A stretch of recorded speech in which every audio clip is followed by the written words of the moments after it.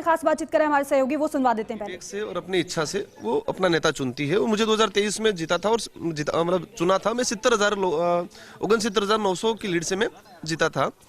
लोकसभा चुनाव लड़ने के बाद ये सीट खाली हुई। यहाँ पर हमारा भारत आदिवासी पार्टी का प्रत्याशी है अनिल भाई कटारा, और वो भारी बहुमत से जीतेंगे, क्योंकि यहाँ की जनता के अंदर एक जागरूकता है, एक समझ आ गई है कि जिस तरह से आज़ादी के बाद से हमारे साथ बारी बारी से कांग्रेस और बीजेपी दोनों ने छल कपट किया गया, छोटी मोटी लालच देके हमको गुमराह किया गया, कंफ्यूजन किया गया। हमारी जो वास्तविक ओरिजिनलिटी है, हमारे जो हक अधिकार हैं, हमारा जो डेवलप होना चाहिए था, क्योंकि इस इलाके के लोगों को बाहर निकलने ही नहीं दिया। अब यहाँ का पढ़ा लिखा युवा शिखर गया, यहाँ का पढ़ा लिखा गया युवा अजमेर गया, जयपुर गया। उनको लगा यार कि यहाँ के लोग और हम लोग 100 साल पीछे।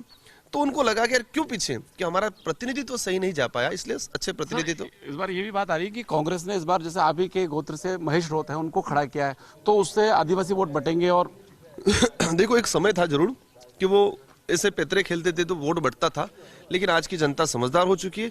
एक तरफा बीजेपी को समर्थन देगी और भारी बहुमत से जिताएगी। उनका जो पैतरा खेला है, बिल्कुल आपने जो कहना है कि कांग्रेस ने पैतरा खेला है राजकुमार को काउंटर करने के लिए, उसी के गांव से, उसी के वहां से रोहत गोत्र का चुनाव लड़ा देना है, लेकिन किसी प्रकार का कोई इफेक्ट नहीं पड़ेगा। लोगों की सोच आगे बढ़ चुकी है।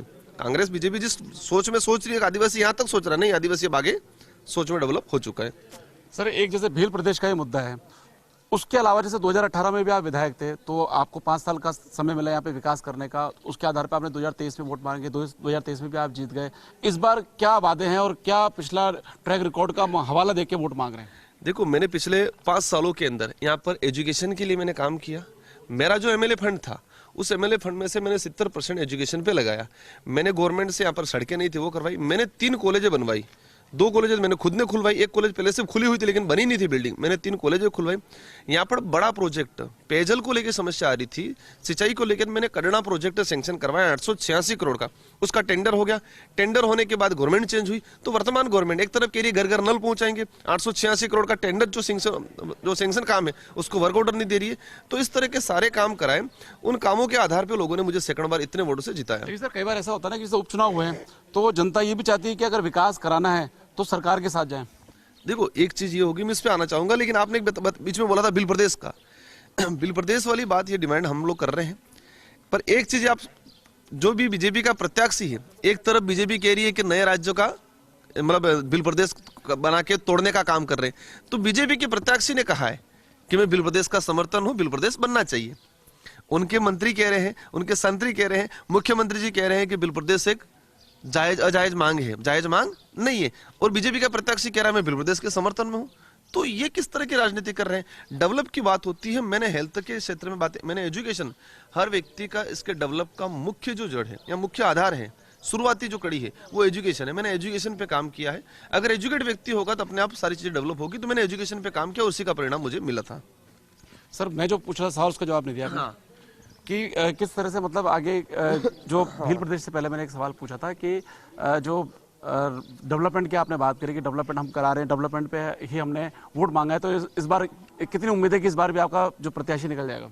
100% उम्मीद है कि हम लोग जिस विजन को लेके चल रहे हैं, ग्रामीण इलाकों के में जो मूलभूत सुविधा है, आम पब्लिक जो गरीब, हाँ, मेरा सवाल ये था कि भाई उपचुनाव में जो मतदाता की ये सोच रहती है कि अगर हमें क्षेत्र का विकास करना है तो सरकार के साथ जाए, सत्ता के साथ जाए।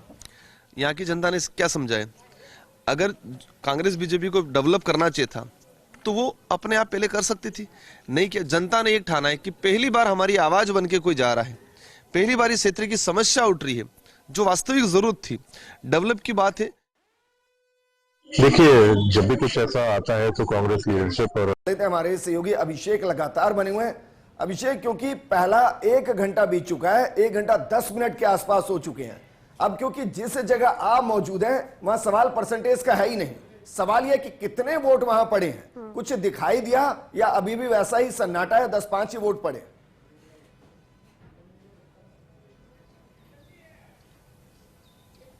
बिल्कुल विजेंद्र, अब यहाँ पे ये जो मतदान केंद्र है जिस पे हम 7 बजे से खड़े हैं खरवेड़ा में, यहाँ पर अब ये मतदान केंद्र है जो है मतदाताओं से गुलजार दिखाई दे रहा है कि यहाँ पर मतदाता पहुँचने लगे हैं। मतदाताओं की जो कतारें हैं वो यहाँ पर दिखने लगी है। हमारे साथ कुछ मतदाता हैं, इनसे हम बात करेंगे। आप आज वोट देने जा रहे हैं सर, तो वोट देने के लिए जो आप दे रहे हैं उसके क्या आधार है, क्या यहाँ की लोकल समस्याएं क्या है, क्या मुद्दे हैं, क्या कुछ बोलेंगे? हाँ सर, बोलो। और बहुत समस्या है। एक बिजी तो हूँ मैं। कहाँ से हो? समस्या एक बिजी समस्या से अभी जैसे कोई और तो और भी रही है हर बात में। समस्या तो अनाज भी नहीं मिलेगा और थोड़ा बहुत पानी का समस्या, साग बलदर के घास नहीं मिलेगा। बिजी तो हूँ। जैसा बताया कि यहाँ पर एक पानी की भी समस्या है, उसके अलावा और भी हमारे साथ वोटर है। क्या सर यहाँ पर क्या मुद्दे आप वोट डालने जा रहे हैं, तो क्या दिमागी मुद्दे हैं कि किन मुद्दों के आधार पर आपने वोट डालना तय किया है कि मुझे इस प्रत्याशी को वोट देना है?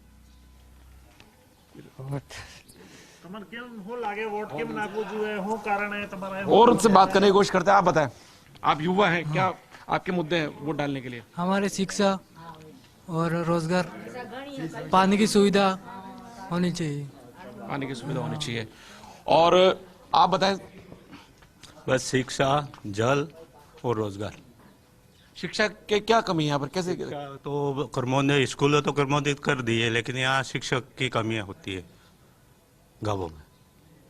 कई 10 का स्टाफ है, वही 2 या 3 स्टाफ काम चला रहे हैं स्कूल। और पानी की क्या दिक्कत है यहाँ पर? जैसे पानी की भी बता रहे हैं आप, पानी की बहुत कमी है। पानी की तो है सब। अगले साल तो बारिश हुई नहीं थी, तो मतलब बहुत समस्या हुई थी। टैंकरों से पानी पिया गाँव वालों लोगों ने।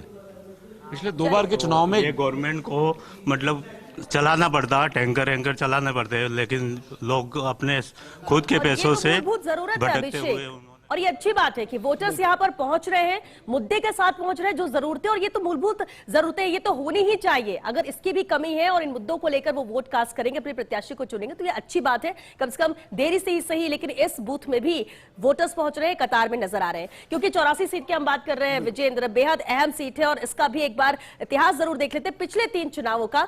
दीपिका का रुख कर लेते हैं। दीपिका, पिछले 3 चुनाव के परिणाम क्या कहते हैं इस सीट को लेकर, जरा विस्तार से बताइए।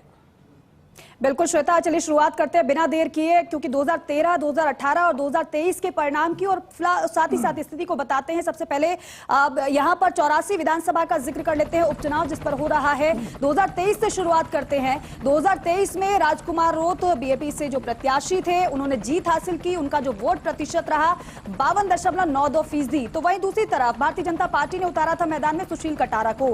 करारी हार का सामना करना पड़ा सुशील कटारा को। इनका जो वोट प्रतिशत रहा था वो 20.37% रहा है। अब आगे बढ़ते हैं और पीछे लेकर चलते हैं अपने दर्शकों को 2018 में। तो 2018 में किस तरीके से स्थिति रही थी? राजकुमार रोत ही प्रत्याशी थे, 38% उनका वोट शेयर रहा था। तो वहीं दूसरी तरफ सुशील कटारा मैदान में थे भारतीय जनता पार्टी से ही, यहां से उनको हार का सामना करना पड़ा, 31% उनका वोट शेयर रहा। अब 2013 की बात कर लेते हैं 2018 के बाद, क्योंकि 2013 की स्थिति आप देखेंगे तो यहां पर भारतीय जनता पार्टी ने जीत हासिल की थी और कैंडिडेट थे सुशील कटारा ही। सुशील कटारा यहां से जीते थे और आप देखेंगे वोट शेयर उनका, वोट प्रतिशत उनका तो 53% करीब रहा है। तो दूसरी तरफ यहां पर कांग्रेस पार्टी के जो कैंडिडेट थे महेंद्र बड़जोड़, उनको हार का सामना करना पड़ा था और उनका जो वोट शेयर आप देखेंगे तो 38% रहा है। काफी ज्यादा गैप था, करारी हार का सामना कांग्रेस को करना पड़ा था।